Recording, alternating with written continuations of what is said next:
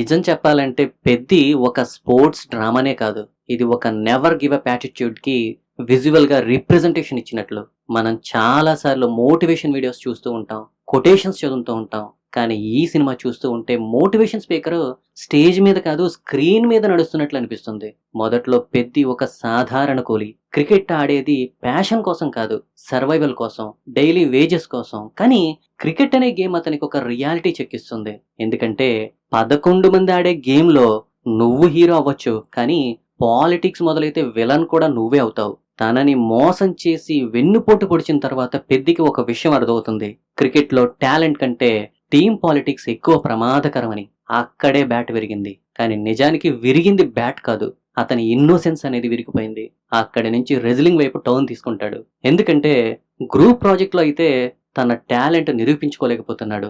తన గుర్తింపు అనేది పొందలేకపోతున్నాడు. దానికోసం చూస్ చేసుకున్న నెక్స్ట్ స్పోర్టే ఆ కుస్తీ. ఆ కుస్తీలో ట్రైనింగ్ తీసుకునే ఎపిసోడ్స్ చాలా చాలా ఇంటెన్సిఫైగా ఉంటాయి. ఆ శరీరాన్ని కుస్తీకి తగ్గట్లుగా తను మార్చే ప్రతి ప్రయత్నం ఎంతో మోటివేషన్ ఇస్తుంది. కానీ లైఫ్ అనే డైరెక్టర్‌కి స్ట్రెయిట్‌గా స్టోరీస్ చెప్తే నచ్చవు కదా!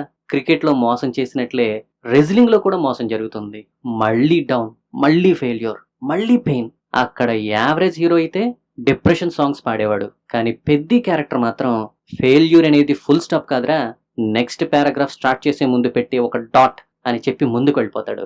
అక్కడి నుంచి సినిమా నెక్స్ట్ లెవెల్‌కి వెళ్ళిపోతుంది. తన కాలు సహకరించకపోయినా తన డ్రీమ్ మాత్రం వదులుకోలేదు. పారా ఒలింపిక్స్ మాత్రమే ఛాన్స్ అని తెలిసిన తర్వాత తీసుకునే డెసిషన్ అయితే గూస్ బంప్స్ పీక్‌గా ఉంటాయి. తన గోల్ కోసం తన కాలునే సాక్రిఫైస్ చేసే సీన్ చూసాక కొంతమంది అయితే ఏడుస్తారు, కొంతమంది షాక్ అవుతారు, మరికొంతమంది అయితే తమ ప్రాబ్లమ్స్ ఇంత చిన్నవో రియలైజ్ అవుతారు. ఆ సీన్‌లో రామ్ చరణ్ యాక్టింగ్ కాదు, అదొక ప్యూర్ కమిట్మెంట్. నేషనల్ అవార్డు ఇస్తారో లేదో తెలియదు కానీ ఆడియన్స్ మాత్రం స్టాండింగ్ ఓవేషన్ మాత్రం ఇచ్చారు. ఇక్కడ రామ్ చరణ్ గురించి ఒక మాటలో చెప్పాలంటే క్యారెక్టర్‌ని అయితే ప్లే చేయలేదు, క్యారెక్టర్ గానే జీవించాడు. ముఖ్యంగా ఆ పెయిన్ గానీ, ఆ ఫ్రస్ట్రేషన్ గానీ, ఆ కోపం గానీ, ఆ డిటర్మినేషన్ గానీ, ఆ ఎమోషనల్ ట్రాన్సిషన్ అయితే టాప్ క్లాస్. క్లైమాక్స్‌లో అయితే పెద్ది తన ఊరికి నేషనల్ లెవెల్‌లోనే రికగ్నిషన్ తీసుకొచ్చినప్పుడు మనకు ట్రోఫీ కనిపించదు. మనకు కనిపించేది ఒక మనిషి సాక్రిఫైస్, ఒక విలేజ్ డ్రీమ్, ఒక ఫైటర్ జర్నీ. ఈ సినిమా అందరికీ నచ్చుతుందా?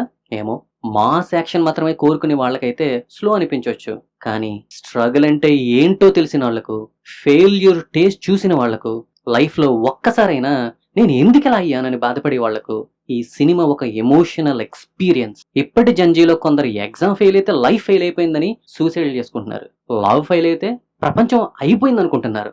అలాంటి వాళ్ళకి పెద్ది ఒక మెసేజ్ ఇస్తున్నాడు. నువ్వు కోల్పోయింది ఒక ఛాన్స్ మాత్రమే, జీవితం కాదు. పెద్ది అనేది స్పోర్ట్స్ మూవీ అయితే కాదు, ఓడిపోయిన ప్రతిసారి మళ్ళీ లేచే వాళ్లకు డెడికేట్ చేసిన మోటివేషన్ ఫెస్టివల్.